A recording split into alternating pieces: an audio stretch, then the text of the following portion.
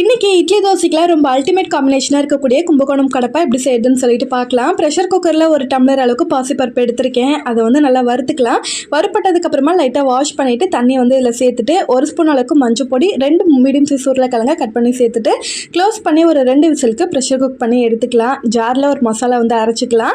ஒரு அரை கப் தேங்காய் சேர்த்துட்டு 1 ஸ்பூன் சோம்பு, 2 ஸ்பூன் அளவுக்கு பொட்டுக்கடலை, 4-5 பச்சை மிளகா, ஒரு சின்ன துண்டு இஞ்சி, 4 பல்லு பூண்டு, கசகசா எல்லாத்தையும் சேர்த்து நல்லா பேஸ்ட் மாதிரி அரைச்சி எடுத்துக்கலாம். கடாயில் எண்ணெய் சேர்த்துட்டு சோம்பு பொரிஞ்சதுக்கு அப்புறமா 2 மீடியம் சைஸ் வெங்காயம், கருவேப்பிலை எல்லாத்தையும் சேர்த்து வதக்கி விட்டுக்கலாம். 2 மீடியம் சைஸ் தக்காளி, தேவையான அளவுக்கு உப்பு சேர்த்து அதையுமே வதக்கிக்கலாம்.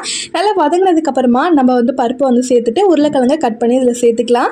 அதுக்கப்புறம் அரைச்சி வச்சுக்கிற மசாலா தேவையான அளவுக்கு தண்ணி சேர்த்து பேலன்ஸ் பண்ணிக்கோங்க. தண்ணி கொஞ்சம் நிறையவே சேர்த்துக்கோங்க, திக்காயிடும்.